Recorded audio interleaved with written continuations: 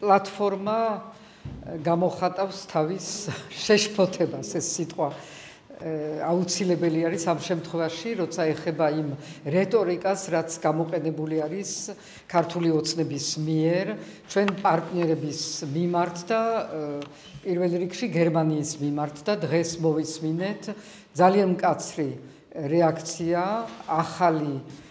გერმანული ადმინისტრაციისგან იმის შესახებ თუ როგორ უყურებენ იმას, რომ თავიანთი ელჩი, რომელიც ნათქვამი არის განცხადებაში წარმოადგენს გერმანიის პოლიტიკას ამ ქვეყანაში, იქნა შეურაცხყოფილი ამ ხელისუფლების მიერ. ეს თავდასხმები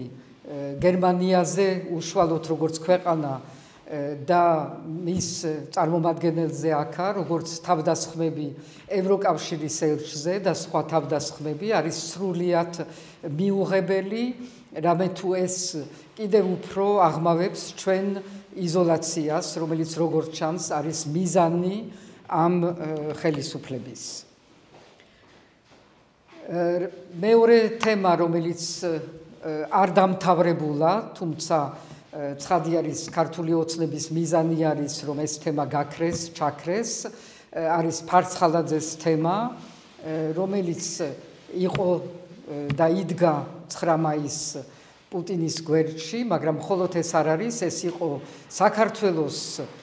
გენპროკურორი, ეს იყო ადამიანი, რომლის ხელში გადიოდა ყველა საქმეები და ყველა ინფორმაცია, ესე იგი ჩვენი უსაფრთხოების თვის ეს არის ძალიან დიდი პრობლემა. ეს არის ადამიანი, რომელსაც იცავდა ბატონი ივანიშვილი და თქვა მასზე მეოთარს ვიცნობდიო, ძალიან კაცური და ვაჟკაცი კაცია, რატომ უნდა დავსაჯო ფარცხალაძე, გაუგებარია, ამ კაცს დასაჭერი არაფერი აქვს. შეიძლება იმის მერე რაც რომანოვი გახდა, შეიძლება დასაჭერიც გახდეს. ყოველ შემთხვევაში ჩვენი უსაფრთხოების საკითხები და პასუხისგებლობა იმაზე, რომ ეს ადამიანი ამდენ ხანს შემოდის საქართველოში, გადის საქართველოდან და არის ამ ურთიერთობაში ოკუპანტ რეჟიმის ლიდერებთან, ეს არის ძალიან დიდი პრობლემა და გამოწვევა ჩვენი ქვეყნისთვის. მესამე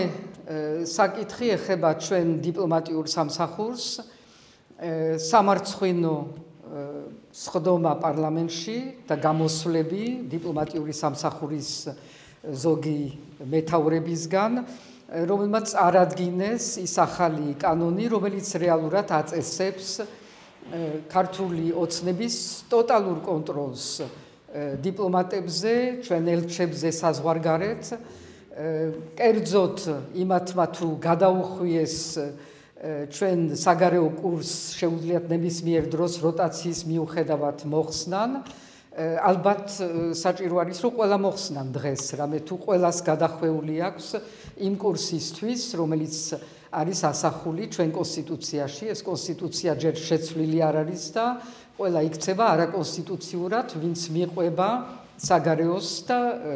ქართული ოცნების ინსტრუქციებს სხვადასხვა დედაქალაქებში, სადაც არიან წარმოდგენილი.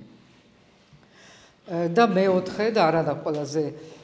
ეს ბოლო საკითხი არ არის, ეს არის ძალიან მნიშვნელოვანი, ის რომ დაიწყო და გრძელდება ახალი ტალღა, რომელიც ეხება პოლიტიკოსებს,